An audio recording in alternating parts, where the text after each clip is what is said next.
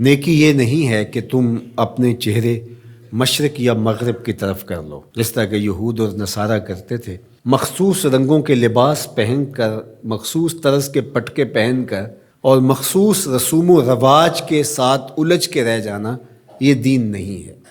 لیس البر، یہ نیکی نہیں ہے، ان تولو، کہ تم پھیر لو، وجوہکم، اپنے چہروں کو، قبل المشرق والمغرب، مشرق اور مغرب کی طرف، ولیکن البر من آمن باللہ، نیکی کیا ہے کہ کوئی اللہ پر ایمان لائے، اس کا دل اپنے رب کو مانے۔ تو نیکی کی حقیقت یہ ہے کہ آپ اپنے رب کے ہو جائیں۔ جب رب کے ہو جائیں گے تو پھر اس کے دیے ہوئے نظام کو آپ من و عن تسلیم کریں گے۔ اٹھنے بیٹھنے سے لے کر انداز معاشرت تک، امور سیاست سے لے کر طرز حیات تک، کاروبار سے لے کر نجی زندگی تک، آپ کی زندگی کا ایک گوشہ اپنے رب کے دیے ہوئے نظام کی مطابقت میں ہوگا۔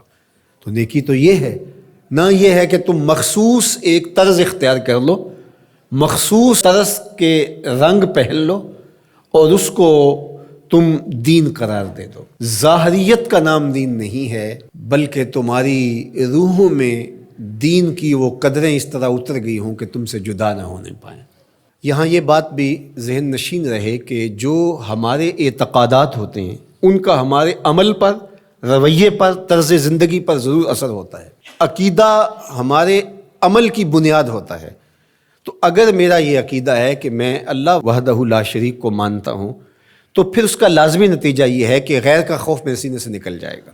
اسی طرح جب آخرت کا یقین میری روح کے اندر راسخ ہو جائے گا تو میری زندگی خود بخود مرتب ہو جائے گی، منظم ہو جائے گی۔ کیونکہ آخرت کا تصور کیا ہے کہ میں اللہ کے حضور جواب دہ ہوں اور ایک ایک عمل اس کے حضور پیش ہونا ہے اور وہاں اعمال کی جواب دہی ہے۔ ثم لتسألن یومئذ عن النعیم۔ تو پھر کس طرح میں بند کمرے کے اندر بھی جرم کر سکتا ہوں جب یہ عقیدہ میرے ساتھ جڑ گیا ہے؟ جب ہم اپنے عمل میں کمزور ہوتے ہیں تو ہمارے عقیدے کے اندر کچھ جھول ہوتی ہے، کمزوری ہوتی ہے، اس کمزوری کی وجہ سے عمل کمزور ہوتا ہے۔ تو عمل کی پختگی اور رسوخ عقیدے کی پختگی کا نتیجہ ہوتا ہے۔ تو اس لیے سب سے پہلے جو چیزیں بیان فرمائی ان کا تعلق جڑا تھا عقائد سے۔ اب دوسری بات جو بر کی تشریح کرتے ہوئے ارشاد فرمایا، وَآتَ الْمَالَ عَلَىٰ حُبِّهِ ذَوِي الْقُرْبَىٰ وَالْيَتَامَىٰ وَالْمَسَاكِينَ وَابْنَ السَّبِيلِ وَالسَّائِلِينَ وَفِي الرِّقَابِ، اور مال کو خرچ کرنا علی حبہ، اس کی محبت کے باوصف۔ مال کی اگر محبت یا ضرورت نہیں ہے تو پھر اس کو خرچ کر دینا، صرف کر دینا، یہ کمال نہیں ہوتا۔ کمال اس وقت ہے جب اس کی شدید احتیاج آپ کو بھی موجود ہو۔ اس لیے صحت مند آدمی جو جوان بھی ہو اور اس کو ضرورت بھی ہو، اس کا صدقہ کرنا اس کے صدقے کرنے سے بہتر ہے جو مخمصے کے عالم کے اندر جب موت و حیات کی کشمکش ہو تو وہ صدقہ کر دے، اپنا مال خیرات کر دے۔ عمومی طور پہ ایک مخفی دولت کی محبت جو ہمارے سینوں میں ایک حد تک موجود ہوتی ہے، اور وہ یہ ہے کہ جب اللہ ہمیں مال دیتا ہے تو بعض اوقات کچھ لوگ کہتے ہیں کہ ابھی میں اس مال کو بڑھاتا چلا جاؤں گا اور اپنی ساری ضروریات بھی پورا کرتا چلا جاؤں گا اور بہت حجم ہو جائے گا تو پھر اس سے کوئی بڑا کام کروں گا۔ وہ ایک ہدف لیتا ہے بڑے کام کا اور مال کو ضرورت کے باوجود خرچ نہیں کرتا، تو یہ ایک مخفی محبت ہے مال کی جو سینوں کے اندر چھپی ہوئی ہے۔ تو ہمارے دین نے ہمیں جو ترغیب دی ہے کہ جوں ضرورت پیش آئے تو جہاں جہاں ضرورت پیش آئے تمہیں اپنے مال سے خرچ کرنا ہوگا۔ حضور نبی رحمت صلی اللہ علیہ وآلہ وسلم نے ارشاد فرمایا کہ جو زکوٰۃ ہے، جو صدقہ واجبہ کے طور پہ ہم ادا کرتے ہیں، اس کے علاوہ بھی تمہارے اوپر مال خرچ کرنا ضروری اور لازم ہے، اور اس کے مصارف یہاں بیان فرما دیے۔ اور وہ مصارف کیا ہے آپ ذرا غور کیجئے۔ فرمایا ذوی القربیٰ، سب سے پہلا جو رکھا وہ ذوی القربیٰ، رشتہ دار رکھے۔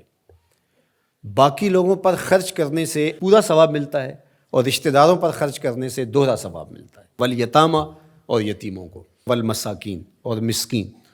مسکین اس کو کہتے ہیں جس کے پاس 2 وقت کا کھانا موجود نہ ہو۔ وابن السبیل، اور جو مسافر ہے، والسائلین، اور جو مانگنے والے ہیں۔ تو اگر اس کے پاس 2 وقت کا کھانا نہیں ہے تو وہ اگر مانگے بقدر کفاف اور 2 وقت کا کھانا مل جائے تو پھر مانگنا ترک کر دے تو اس کے لیے جائز ہے اور شریعت اس کو روکتی نہیں، اور ایسے شخص کو دینا ثواب بھی ہے۔ لیکن جو شخص جمع کیے ہوئے ہو، اس کے پاس موجود ہو، دولت بڑھانے کے لیے یا عادتاً مانگتا ہو، تو ایسے شخص کو نہ دینا چاہیے اور نہ اس کی حوصلہ افزائی کرنی چاہیے۔ وفی الرقاب، اور جو غلام ہیں ان کو غلامی کے بوجھ سے آزاد کرنے کے لیے مال خرچ کرنا۔ دور موجود کے اندر اگر کوئی قرض میں جکڑا ہوا ہے تو وہ بھی پھنسی ہوئی گردن ہے اس کو، اور میں سمجھتا ہوں کہ اس کے زمرے میں وہ شخص جس کی بیٹیاں جوان ہیں اور اس کے پاس کوئی رقم نہیں ہے کہ ان کی شادی کر سکے اور اس کی مدد کی جائے، تو یہ بھی اس سے ملتا جلتا حکم اس کے ساتھ یہ جڑ جائے گا کہ اس پھنسے ہوئے مجبور کی گردن کو چھڑایا جائے۔ وَأَقَامَ الصَّلَاةَ وَآتَى الزَّكَاةَ، اور نماز قائم کرنا اور زکوٰۃ ادا کرنا، وَالْمُوفُونَ بِعَهْدِهِمْ إِذَا عَاهَدُوا، اور